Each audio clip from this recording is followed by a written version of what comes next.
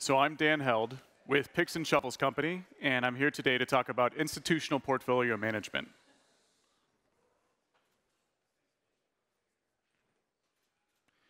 Trading crypto is complicated. I'm sure many of you experienced this earlier this year when you filed your tax return, or maybe you didn't, or you tried to. But it was really, really complicated. You've got multiple exchange accounts, so trade history across GDAX, Gemini, Kraken, many other exchanges, and on-chain transactions, and you're trying to pull all of that together, sanitize it, standardize it, and make sense of it. And this is all crypto assets. So right now, that's mainly cryptocurrency, but in the future, we're going to see tokenized securities, tokenized real estate, and other types of assets. And so this problem is only going to get more and more complex. So for those who don't know much about portfolio management, here are some of the basics. So the basics of portfolio management starts with data. It starts with your trade and transaction history, pulling that in, and then from there, calculating different portfolio metrics that give you visibility and insight into your crypto asset holdings, the risk that you're taking on, and the return that you've generated or loss that you've generated. And so that's portfolio insights. And then finally, reporting is the other major component, which is communicating with stakeholders, whether that be internally or externally, about the performance of your portfolio, the current assets that you hold, et cetera. So many of you might be wondering, what's the difference between portfolio management for retail versus institutional? You're like, my mint.com works fine. What are the differences? So again, it begins with data. And for retail traders, they don't need to compile really granular or really accurate data. They can use coin market cap, pulling in daily price values, for example, USD to BTC, and then they only need to pull in one trading pair price. So for example, they might want to use GDAX USD to BTC, whereas an institutional trader might want really precise pricing data, so around tick data or 1-minute candlesticks, and then pulling in GDAX, Gemini, Kraken, and creating a volume-weighted average price. Next, with portfolio insights, most retail traders are fine with just looking at their return or their performance. But institutional traders want to understand, for every incremental unit of risk that I'm taking on, what yield am I, or what return am I generating? So they need to have a much more enriched metric dashboard that enables them to understand the risk of each asset that they hold and then their portfolio construction. And then finally, with reporting, most retail traders are trading with their own assets, and they're a stakeholder of one. Whereas with institutional, you have not only other members at your fund, but you have different service providers like your fund admin, your accountant, auditor, and compliance team members that you need to communicate with. So with reporting, it gets really and as well with their LPs, the investors. So it gets really complex in terms of how they need to report and who they need to report with. So for most of you, you may not understand the crypto hedge fund trade workflow. It starts with pre-trade, trade, and post-trade. For simplicity, we're just going to skip to post-trade. Portfolio management actually touches all three, but to make it easy to understand, portfolio management is simply taking the trade and transaction history after the trade has already occurred, and then running metrics and visualizing that. So it's not actually trade execution.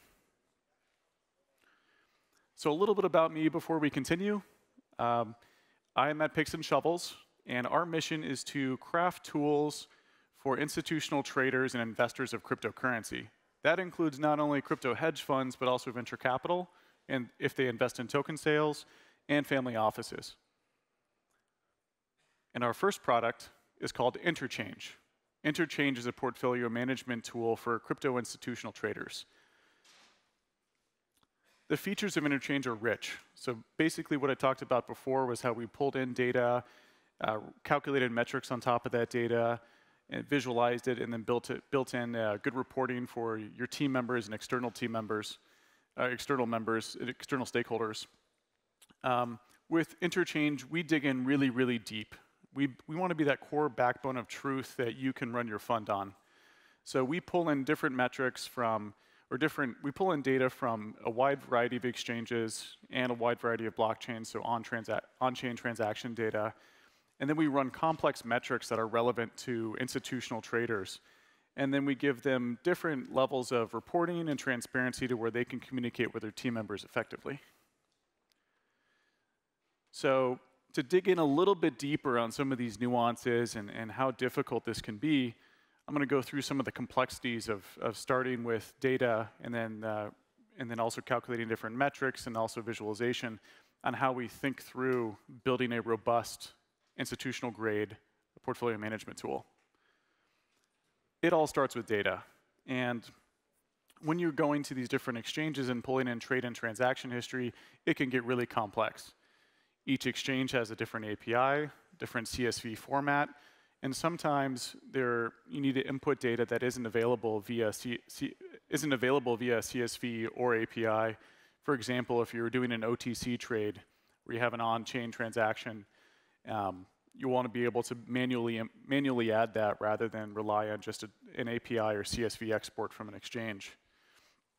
And in terms of depth, you're going to want, not only do we need to pull in your trade history, but we need to price or mark that asset accurately. So it isn't enough just to pull in your trade history and look at the value of what that trade was at that time. We need to know the relative value on other exchanges as well. You may want to create a roll your own sort of index of a volume weighted average in USD to BTC of GDAX, Bittrex, and Polo, because you feel that that's the most accurate way to mark your assets. So we pull in data on a 1-minute candlestick granularity in order for you to accurately price those assets. And that's not just on one exchange or a dozen exchanges, but over 60 exchanges, dozens of blockchains, and over thousands of crypto trading pairs. So that gets really complicated quickly, especially for historical. Because not only do we need to support that on an ongoing basis, but we need to pull in historical 1-minute candlestick data.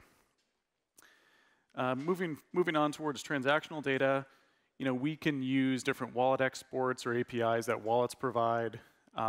If that's not available, we can also run full nodes to where you can provide us a wallet address and we can pull down your transaction history and then assemble your portfolio that way.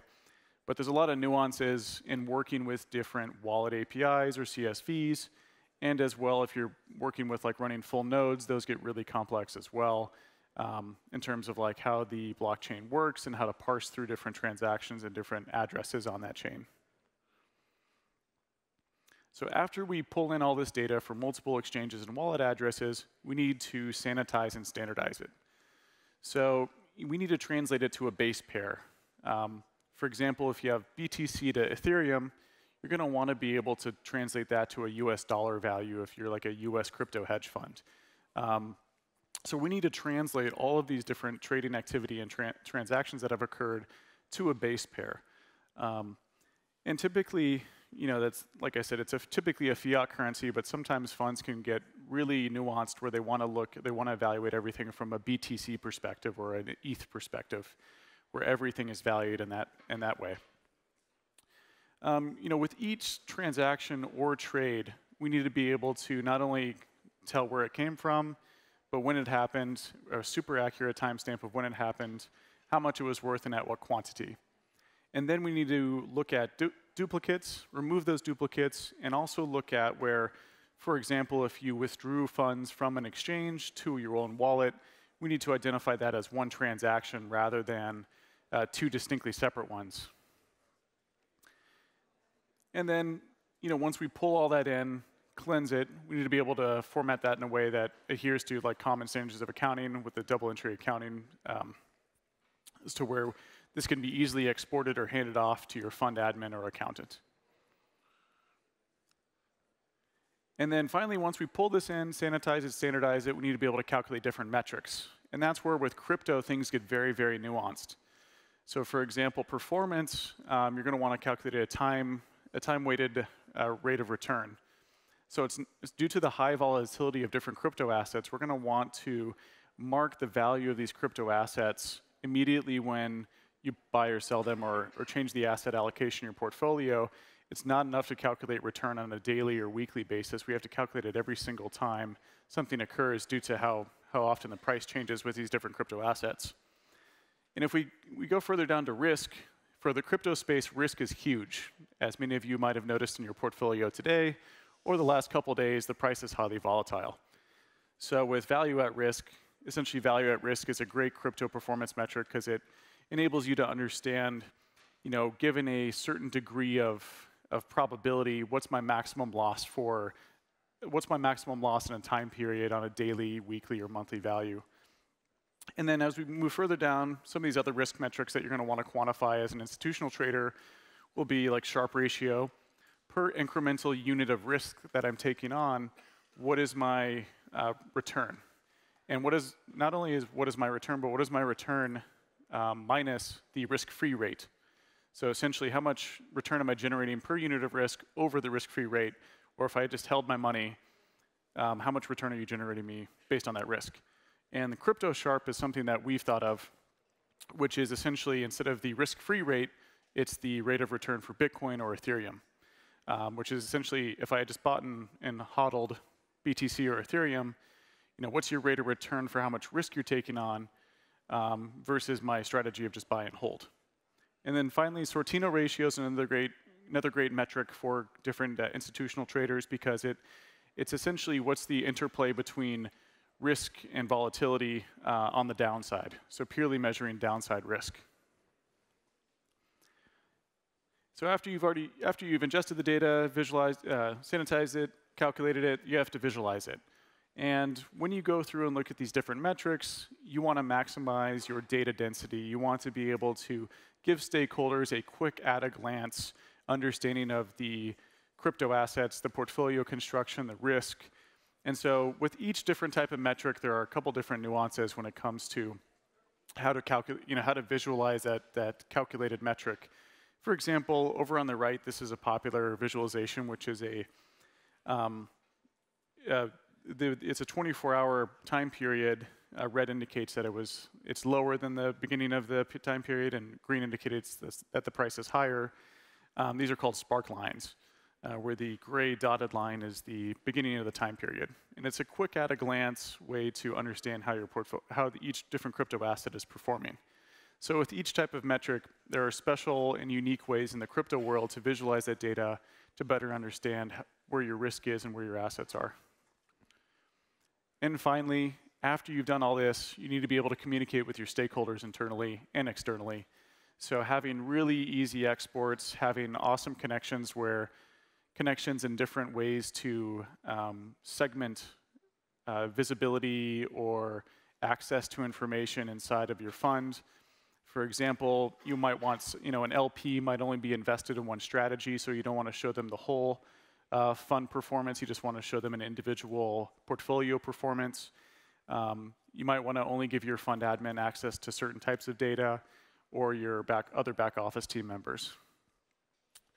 And so that wraps up my talk on kind of the full stack of how to compile portfolio data and the complexities involved in constructing a portfolio management tool.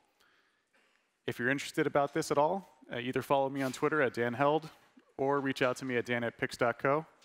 Appreciate you having me out today. Thanks.